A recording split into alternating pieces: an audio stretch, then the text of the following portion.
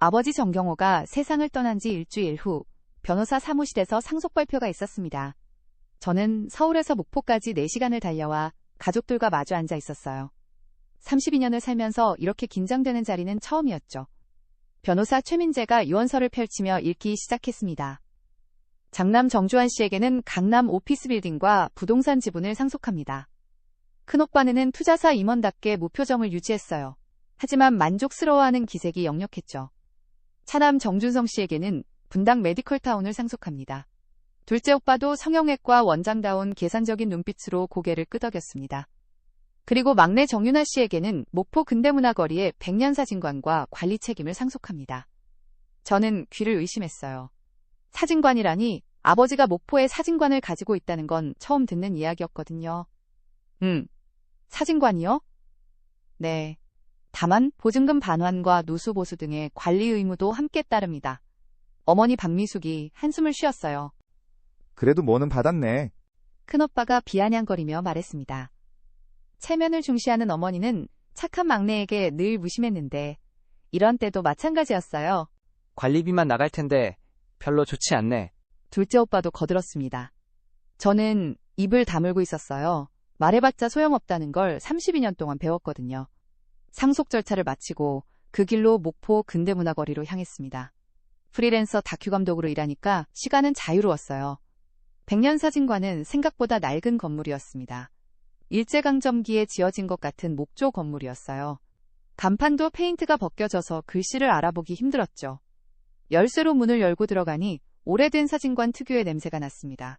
현상액과 정착액, 그리고 곰팡이 냄새까지 섞인 독특한 향이었어요. 가게 안을 둘러보니 낡은 카메라들과 사진 장비들이 그대로 남아 있었습니다. 롤라이플렉스라는 오래된 카메라도 보였어요. 암실 문 앞에 도착했을 때 손글씨 메모가 붙어있는 걸 발견했습니다. 아버지의 필체였어요. 빨간 등은 함부로 켜지 마라. 이상한 메모였습니다. 암실에서 빨간 등은 기본인데 왜 건드리지 말라고 했을까요? 그때 뒤에서 목소리가 들렸어요.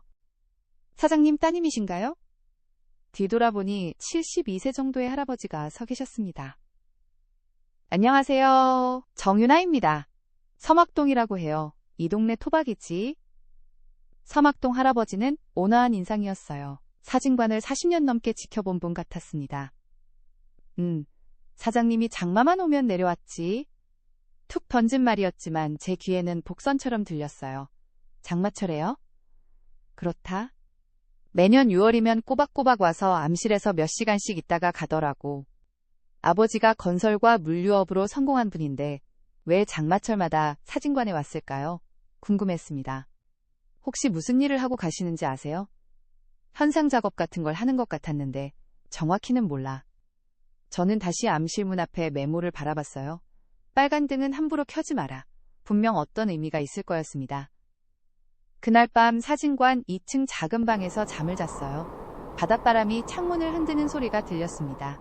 그리고 멀리서 저녁종 소리도 들려왔죠. 저는 수첩을 꺼내서 오늘 본 것들을 메모했습니다. 시간과 온도, 상황까지 모든 것을 타임코드처럼 기록하는 게 제 습관이거든요. 내일은 암실을 본격적으로 조사해 봐야겠다고 생각했습니다. 다음날 아침 일찍 암실로 들어갔습니다. 어제 아버지가 건드리지 말라고 했지만 정리는 해야 했거든요. 다큐 감독으로 일하면서 현상 작업 경험이 있어서 기본적인 사용법은 알고 있었어요. 선반 위에 유리건판들이 차곡차곡 쌓여 있었습니다. 요즘은 보기 힘든 건판 사진들이었어요. 먼지를 털어내고 하나씩 살펴봤습니다. 대부분 목포항의 평범한 풍경들이었습니다. 창고들, 부두에서 일하는 사람들, 바다로 떠나는 배들의 모습이 담겨 있었어요. 흑백 사진이라 더욱 운치가 있었죠. 현상액을 새로 만들어서 시험 현상을 해보기로 했습니다. 다큐 작업할 때 배운 대로 물과 약품을 정확히 20도로 맞췄어요. 온도가 틀리면 사진이 제대로 나오지 않거든요. 타이머를 12분에 세팅하고 빨간 등을 켰습니다. 암실 특유의 붉은 조명이 공간을 감쌌어요. 유리건판 하나를 골라서 현상액에 담갔습니다. 평범한 항만 풍경이 담긴 건판이었어요. 12분 정도 기다리니 이미지가 선명하게 떠올랐습니다. 그런데 이상한 점이 있었어요. 사진 가장자리에 미세한 격자 무늬가 보였습니다. 처음에는 건판의 결함인 줄 알았는데 자세히 보니 일정한 패턴이 있더군요. 워터마크 같은 거였어요. 하지만 왜 이런 게 있을까요? 다른 조건으로도 현상해봤습니다. 18도에서 15분 하니까 격자가 보이지 않았어요. 22도에서 10분에도 마찬가지였습니다. 오직 20도에서 12분일 때만 워터마크 격자가 나타났어요. 온도와 시간에만 반응하는 특별한 장치인 것 같았습니다. 저는 수첩에 이 내용을 꼼꼼히 기록했어요. 온도 20도, 시간 12분 워터마크 격자 출현, 타임코드와 함께 모든 조건을 접어뒀습니다. 다른 건판들도 확인해봤어요. 모두 같은 조건에서만 워터마크가 나타났습니다. 분명 아버지가 의도적으로 만든 장치였어요. 워터마크 안의 격자를 자세히 관찰해봤습니다. 작은 숫자들과 알파벳이 조합되어 있었어요. 17-B, 23-C, 09-A 이런 식으로 말이죠. 암호 같았습니다. 하지만 이 숫자들이 무엇을 의미하는지는 알 수 없었어요. 점심시간에 서막동 할아버지가 찾아왔습니다. 딸, 뭔가 찾았나? 네, 이상한 걸 발견했어요. 워터마크에 대해 간략하게 설명해드렸어요. 아, 그래서 온도계를 자주 보더라고. 온도계요? 사장님이 올 때마다 현상액 온도를 꼼꼼히 확인하더라. 역시 온도가 중요한 포인트였어요. 그리고 시간도 정확히 재더라고. 타이머 소리가 암실에서 계속 났어. 시간까지 정확히 맞춰야 하는 이유가 있었던 거였습니다. 저녁에 혼자 암실에서 작업을 계속했어요. 빨간 등 아래서 유리건판들을 하나씩 현상하면서 워터마크 패턴을 분석했습니다. 점점 확신이 섰어요. 이 워터마크들은 분명 어떤 정보를 담고 있을 거였습니다. 그리고 그 정보를 해독하는 열쇠가 어딘가에 숨겨져 있을 거였어요. 바닷바람이 창문을 흔드는 소리가 들렸습니다. 먼 바다에서 배들의 사이렌 소리도 들려왔어요. 목포의 밤은 이렇게 깊어가고 있었습니다. 서울로 돌아온 지 사흘 후 큰형 정주환이 전화를 걸어왔습니다. 유나야, 사진관 관리비 얼마나 나와? 아직 정확히 파악 안 했어요. 빨리 처분해. 매달 관리비에 보증금 반환 책임까지 떠안고 있을 이유가 없잖아. 큰형은 모든 걸 수익성으로 판단하는 사람이에요. 이틀 후 둘째 형 정준성도 연락이 왔어요. 유나야, 사진관 관리비 압박 심하지? 빨리 정리하는 게 나을 거야. 왜 그렇게 급해해요? 계산해봐. 관리비, 보수비, 보증금까지 합치면 손해만 날 거야. 둘째 형답게 계산이 빨랐어요.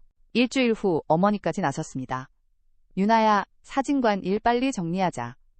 엄마도 그렇게 생각하세요?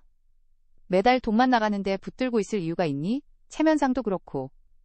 어머니는 항상 남들 보기를 신경 쓰세요. 그런데 신기한 일이 생겼습니다.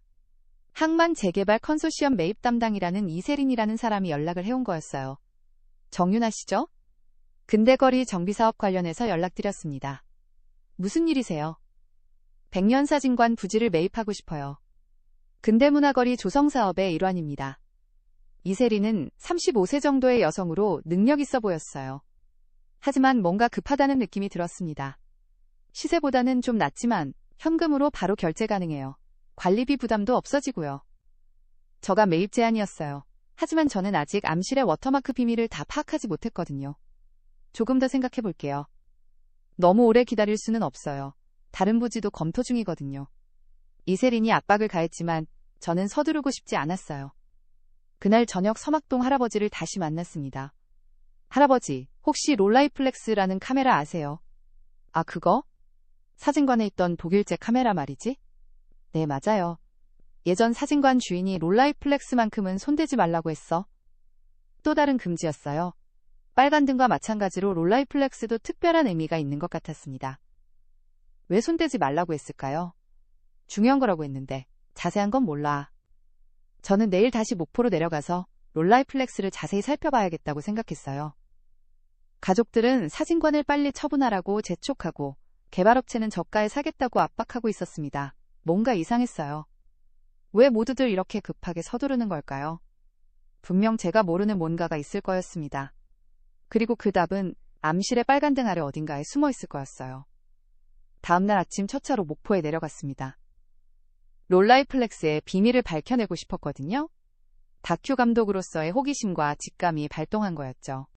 암실에서 유리건판들을 다시 현상해봤습니다. 20도, 12분 조건에서 나타나는 워터마크를 더 자세히 관찰했어요. 격자 안의 숫자들을 확대해서 읽어봤습니다. 17-B, 23-C, 09-A 같은 조합들이 각 건판마다 다르게 새겨져 있었어요. 아버지의 오래된 수첩을 다시 뒤져봤습니다. 사진관 서랍 깊숙이 숨겨져 있던 가죽 수첩이었어요. 수첩을 펼쳐보니 흥미로운 표시들이 있었습니다. 사진컷 번호가 적혀 있는데 12컷마다 별 표시가 되어 있었어요. 12, 24, 36, 48번 컷에 별이 그려져 있었습니다. 그리고 그 별 표시 옆에는 작은 숫자들이 적혀 있었어요. 워터마크에서 본 숫자 조합과 비슷했습니다. 혹시 이것이 좌표키가 아닐까 생각했어요. 별 표시된 컷 번호들을 워터마크 격자와 대조해봤습니다. 패턴이 맞아떨어지기 시작했어요.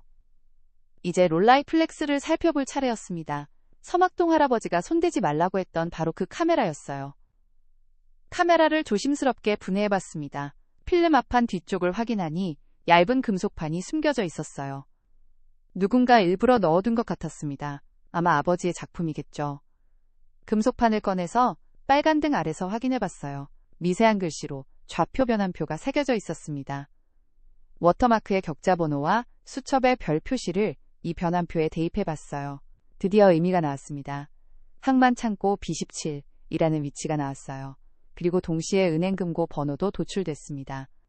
저는 가슴이 두근거렸습니다. 아버지가 이렇게 복잡한 암호를 만든 이유가 있었을 거였어요. 수첩에 새로운 발견 내용을 기록했습니다. 좌표 B17, 은행 금고 번호, 그리고 변환 과정까지 모든 것을 타임코드와 함께 적어뒀어요. 항만창고 B17이 실제로 존재하는지 확인해 보려고 항만사무소에 전화를 걸었습니다.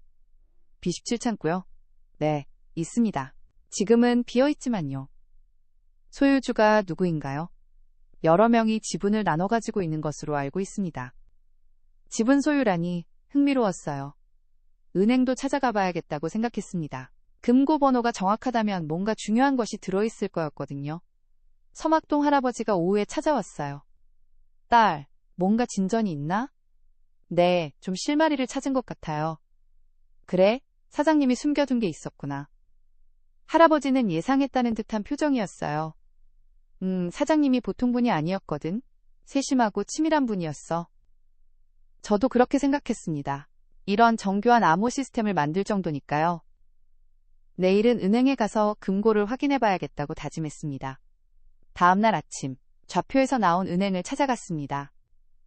목포 시내 중심가에 있는 오래된 은행이었어요. 금고 번호와 아버지의 신분증 사본을 가지고 갔습니다. 상속인 확인 서류만 있으면 열어볼 수 있어요. 은행 직원이 친절하게 안내해줬습니다. 상속 증명서를 제출하고 금고를 열어봤어요. 생각보다 많은 것들이 들어있었습니다. 첫 번째는 토지 수용과 항만 보상 채권들이었어요. 오래전에 발행된 것들인데 지금 만기가 도래했다고 적혀 있었습니다. 액수를 보니 상당한 돈이었어요. 두 번째는 항만창고 일부 지분권 증서였습니다. 여러 장이 묶여 있었는데 B17 창고를 포함해서 여러 창고의 지분이 들어있었어요. 세 번째는 사진 저작권 관련 서류들이었습니다. 백년사진관과 고 사진기자 작품의 저작권 일체 양도서가 들어있었어요. 마지막으로 카세트 테이프가 하나 있었습니다. 라벨에는 유나에게라고 손글씨로 적혀 있었어요. 저는 사진관으로 돌아가서 오래된 카세트 플레이어를 찾아서 테이프를 재생해봤습니다. 아버지의 목소리가 들려왔어요. 윤하야, 네가 이걸 찾았다면 빨간 등과 온도, 시간을 기억한 거겠지. 정확히 제가 발견한 조건들이었습니다. 그리고 이제 진실을 말할 시간이 된 것 같구나. 아버지의 목소리에 무거운 감정이 섞여 있었어요. 너는 내 친자가 아니야. 정은서의 딸이지. 저는 깜짝 놀랐습니다. 정은서라는 이름을 처음 들었거든요. 은서는 내 누이였어. 사진기자로 일했는데 교통사고로 세상을 떠났지. 목소리가 떨리고 있었어요. 너는 그때 겨우 1살이었고 내가 입양해서 키웠어. 32년 동안 믿고 살았던 모든 것이 바뀌는 순간이었습니다. 은서가 남긴 보험금과 보상금으로 회사를 키웠어. 죄책감 때문에 이 사진관과 권리를 너에게 남기려고 암실 퍼즐을 설계했지. 아버지가 매년 장마철마다 목포에 내려온 이유가 이거였어요. 장치를 점검하고 확인하기 위해서였죠. 항만 개발로 보상채권과 창고 지분 가치가 엄청나게 올랐어. 이제 너의 것이야. 테이프가 끝나갈 무렵 아버지가 마지막으로 말했습니다. 미안하다, 유나야. 진작 말했어야 했는데. 저는 한참 동안 멍하니 앉아 있었어요. 하지만 동시에 많은 것들이 이해됐습니다. 왜 가족들이 저를 차갑게 대했는지, 왜 아버지만 저에게 관심을 보였는지 말이에요. 저는 수첩에 오늘 발견한 모든 것을 기록했습니다. 보상채권, 창고 지분, 저작권, 그리고 제 진짜 정체까지 말이에요. 이제 가족들에게 이 사실을 알려야 할 시간이 왔습니다. 하지만 어떻게 말해야 할지 막막했어요. 서울로 돌아온 저는 가족회의를 요청했습니다. 큰형네 집 거실에 모두 모였어요. 형들은 제가 사진관 처분을 결정했다고 생각하는 눈치였습니다. 유나가 드디어 현실을 받아들였네. 큰오빠 정주환이 만족스럽게 말했어요. 처분 절차는 내가 도와줄게. 둘째 오빠 정준성도 거들었습니다. 어머니는 안도하는 표정이었어요. 그래, 쓸데없는 고집 부리지 말고. 하지만 저는 다른 계획이 있었어요. 오빠들, 사진관을 처분하지 않을 거예요. 분위기가 급변했습니다. 가족끼리 나눠야 하는 거 아니야? 큰오빠가 압박했어요. 그때 이세린의 개발사 자료를 꺼내서 보여줬습니다. 개발업체에서 이렇게 급하게 사려고 하는 이유가 있어요. 그리고 금고에서 가져온 서류들을 테이블 위에 펼쳐놓았습니다. 이것들을 보세요. 보상채권, 항만창고 지분권, 저작권 양도서까지 모든 것이 나왔어요. 오빠들의 표정이 놀라움으로 바뀌었습니다.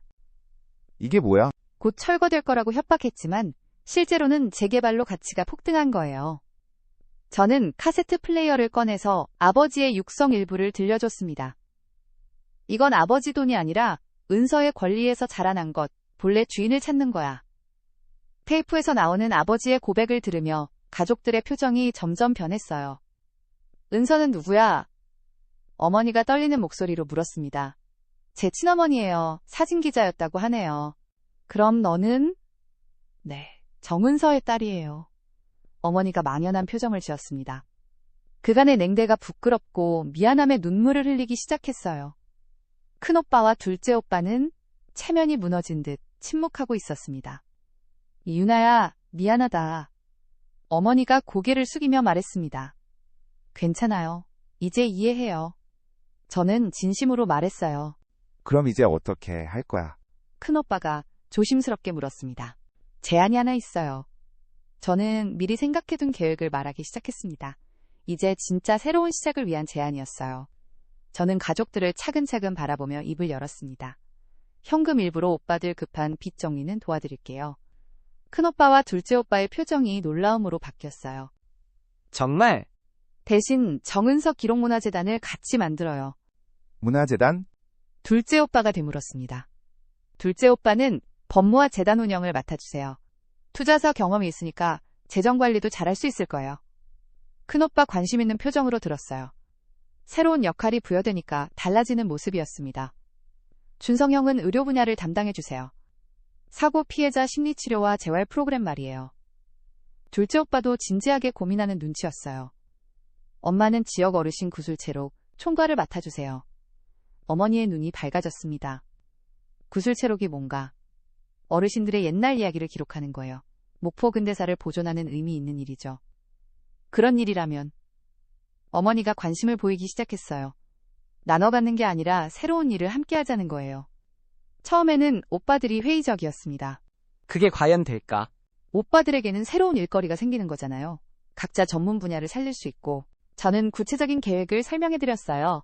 재단 설립, 기금 운용, 프로그램 운영까지 모든 것을 체계적으로 준비해뒀거든요. 생각해볼 만하네. 큰오빠가 처음으로 긍정적인 반응을 보였어요. 몰입할 일을 부여받으니까 표정이 달라진 거죠. 의료재활 프로그램이라면 내 전문 분야기도 하고. 둘째 오빠도 관심을 보이기 시작했습니다. 그럼 한번 시도해볼까? 어머니가 말했어요. 잘 생각했다. 유나야. 아침 드라마의 문법처럼 회심과 화해가 이루어지는 순간이었습니다. 우선 재단 설립부터 알아보자. 큰오빠가 적극적으로 말했어요. 오빠들의 표정이 완전히 달라지는 게 보였습니다. 단순히 재산을 나눠 갖는 게 아니라 새로운 역할을 부여받으니까 생기가 돌기 시작했어요. 이제야 진짜 가족이 된 것 같아. 어머니가 제 손을 잡으며 말했습니다. 저는 미소를 지었어요. 32년 만에 처음으로 가족의 따뜻함을 느끼고 있었거든요. 6개월이 지난 봄, 목포 근대문화거리에 정은서 기록관이 개관했습니다. 100년 사진관을 리모델링한 사진과 기록관이었어요. 빨간 등은 더 이상 금지의 표식이 아니라 기억을 비추는 빛이 되었습니다. 1층은 사진 전시관으로 꾸몄어요. 정은서의 작품들과 목포 근대사를 담은 사진들이 전시되어 있습니다. 2층은 구슬 채록실로 만들었어요. 어머니 박미숙이 마이크를 들고 동네 어르신과 이야기를 나누고 있었습니다. 어르신, 옛날 목포 이야기 들려주세요. 그때는 말이지. 어르신의 목소리가 따뜻했어요. 어머니는 말하는 어른으로 완전히 성장한 모습이었습니다. 항만창고 지부는 지역 아카이브 센터로 리모델링했어요. 오래된 기록들을 보관하고 연구하는 공간으로 만든 거죠. 보상채권 일부로는 교통안전과 언론 기록 장학금을 조성했습니다. 정은서의 이름으로 말이에요. 큰형 정주환은 재단 법무 운영에 완전히 몰입하고 있었어요. 투자사 일보다 훨씬 보람이 있어. 둘째 형 정준성은 사고 피해자 심리 재활 프로그램을 개발했습니다. 사람을 진짜로 돌보는 의료가 뭔지 알겠어. 저는 암실에서 마지막 작업을 하고 있었어요. 정은서의 작품들을 디지털로 복원하는 일이었습니다. 현상액을 정확히 20도로 맞추고 타이머를 12분에 세팅했어요. 이제는 암호를 풀기 위해서가 아니라 진짜 현상 작업을 위해서였죠. 수첩에 오늘의 작업 내용을 기록했습니다. 온도 20도, 시간 12분, 현상 완료. 다큐 감독으로서 기른 기록 습관은 여전했어요. 빨간 등 아래서 마지막 유리건판을 현상하고 있을 때였습니다. 다른 사진들과 달리 특별한 각도로 찍힌 사진이 하나 있었어요. 셀프 타이머로 찍은 것 같았습니다. 젊은 여성이 카메라를 향해 환하게 미소를 짓고 있었어요. 정은서였습니다. 제 친어머니의 모습이었죠. 저는 그 사진을 오랫동안 바라봤어요.